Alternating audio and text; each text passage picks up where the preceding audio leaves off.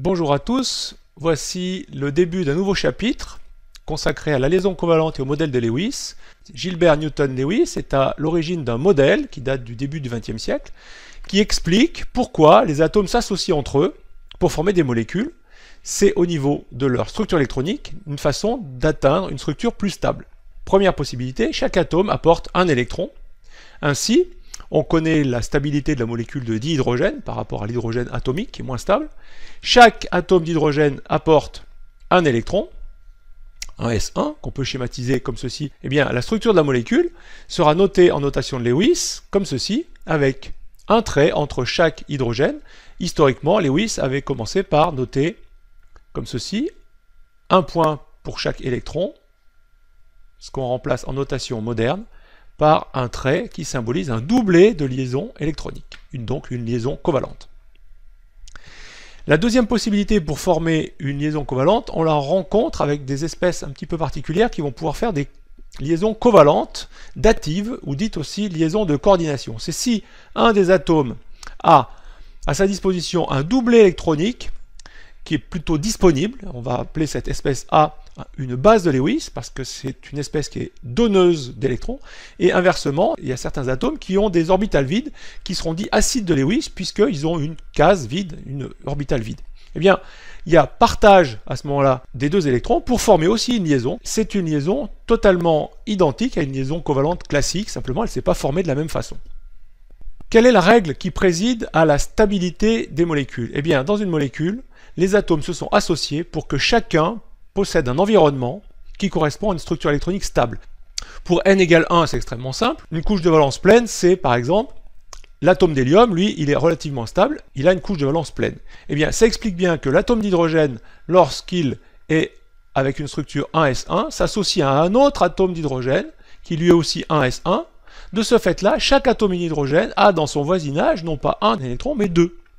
Cette règle, qu'on appelle la règle du duet, n'est évidemment valable que pour l'hydrogène. Dans le cas de n égale 2, on retrouve ce que Lewis disait, a group of 8 electrons, un groupe de 8 électrons, est particulièrement stable, c'est-à-dire qu'une couche de valence pleine pour les autres éléments à partir de n égale 2, ça correspond à 2s2, 2p6, notamment la structure électronique du néon, c'est 1s2, 2s2, 2p6. Sa structure électronique de valence, c'est la couche n égale 2, avec les sous-couches 2s et 2p, ça fait bien 8 électrons, 4 doublés, et cette structure-là est particulièrement stable, et donc les atomes, les autres atomes, autres que le néon, vont avoir tendance à s'associer pour que dans leur voisinage, on compte aussi 8 électrons, ce qui donnera une stabilité particulière à la molécule. Donc si on revient sur la définition de la liaison covalente, mais qu'est-ce que c'est qu'une liaison covalente? C'est une mise en commun d'électrons, et puisqu'on parle de mise en commun, on part d'abord des électrons célibataires. Donc on va prendre un exemple. Pourquoi la molécule de F2 se forme-t-elle? Eh bien tout simplement parce qu'on va constater dans sa couche de valence, qui est en 2s2, 2p5, qu'il y a 7 électrons de valence, et non pas 8. Donc il est naturel que lorsqu'on regarde le 7e électron de la couche de valence, on se dise, eh bien finalement cet électron célibataire peut être associé à un autre électron célibataire d'un autre atome de fluor pour former une molécule.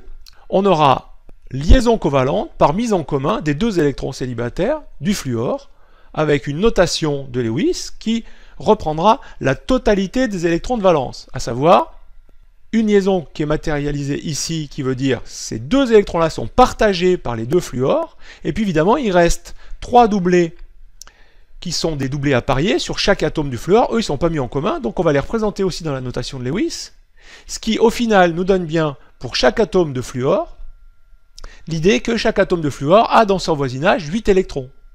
2, 4, 6 et 8 avec les deux qui sont partagés avec l'autre atome de fluor.